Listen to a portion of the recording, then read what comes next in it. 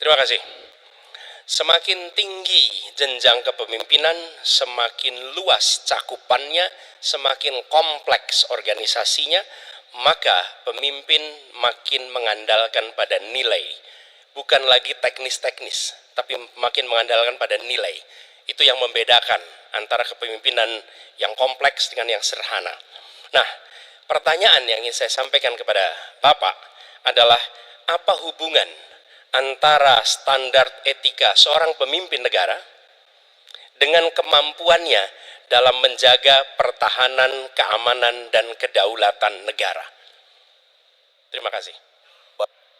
Saya sependapat bahwa semakin tinggi, semakin kompleks, memang kepemimpinan itu butuh nilai. Nilai-nilai yang sangat fundamental. Pertama, nilai adalah cinta tanah air. Kedua, kejujuran. Ketiga, kebersihan yang Bapak bolak-balik ngomong. Harus memberi contoh. Tidak boleh korupsi dengan bentuk apapun. Jadi saya sependapat harus ada kepemimpinan berdasarkan nilai, ya. Jadi hubungan dengan etik benar, ya, kita harus beretik dengan benar, ya, jujur. Apa yang kita katakan itu ya yang ada di hati kita.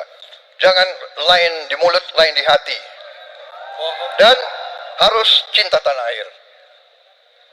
Pertahanan ini sakral bagi kita. Ini menyangkut keselamatan kita. Jangan karena ambisi pribadi kita menghasut dan menyesatkan rakyat. Itu etik yang tertinggi, Saudara Profesor Anies Baswedan. Itu etik yang tertinggi. Kebersihan jiwa, kejujuran, kesetiaan kepada rakyat.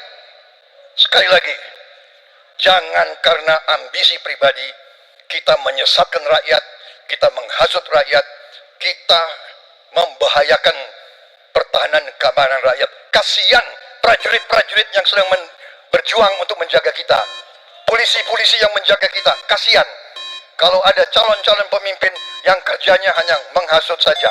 Silakan Pak Anies.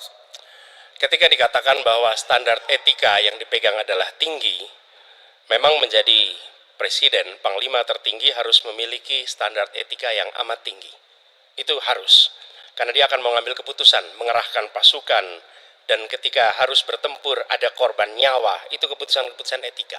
Tapi dalam kenyataannya Pak, ketika Bapak memimpin di Kementerian Pertahanan, banyak orang dalam pengadaan alutsista, PT Teknologi Militer Indonesia, Indonesia Defense Security, lalu orang dalam pengelolaan food estate, lalu ada kejadian-kejadian di mana kita semua menyaksikan ketika ada pelanggaran etika dan Bapak tetap jalan terus dengan cawapres yang melanggar etika. Artinya ada kompromi atas standar etika. Standar etika ini fakta. Ini fakta. Dan kemudian dalam pidato Bapak mengolok-olok tentang pentingnya etika. Saya tidak tega untuk mengulanginya. Pertanyaannya, apa penjelasan Pak Prabowo soal itu semua? Baik. Jadi saudara-saudara, semua data yang saudara ungkapkan itu keliru semua. Jadi saya bersedia kita duduk, kita buka-bukaan, ya. Mau bicara food estate, mau bicara apa PT Teknologi Militer Indonesia, kita buka, iya kan?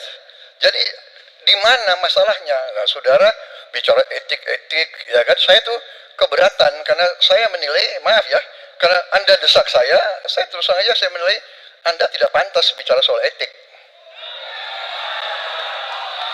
Itu saja. Saya merasa bahwa Anda itu